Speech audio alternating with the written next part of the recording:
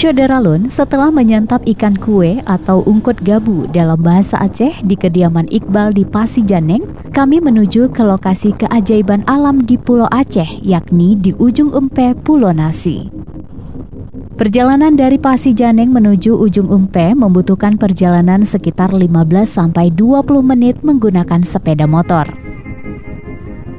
Warga sekitar menyebut ujung Empe ini sebagai tempat keajaiban alam karena bentuknya hampir sama seperti di Machu Picchu di Peru.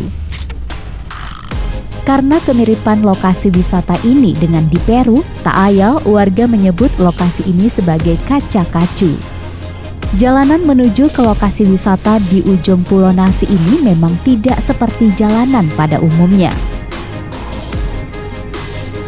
Kami melihat jalanan yang ditumbuhi tumbuhan liar di sepanjang jalan.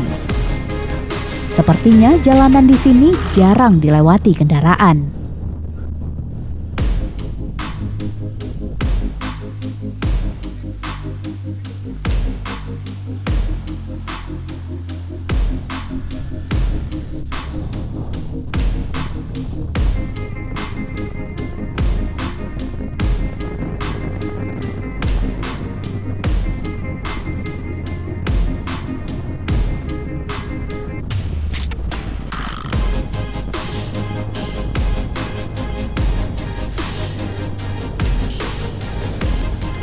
Kami juga sempat singgah di Mes Bupati Aceh Besar di Pulau Nasi, tempatnya berada di pinggir pantai dan lokasinya sangat tentram.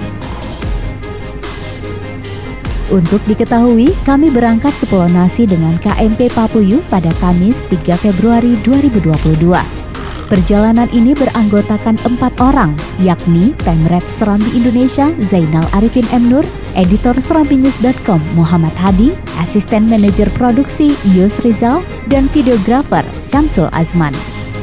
Ditemani oleh Iqbal, yakni guru di Min 47 Aceh Besar, kami dibawa berkeliling di Pulau Nasi, sekaligus menjelaskan potensi wisata di salah satu pulau terpencil di Aceh Besar ini.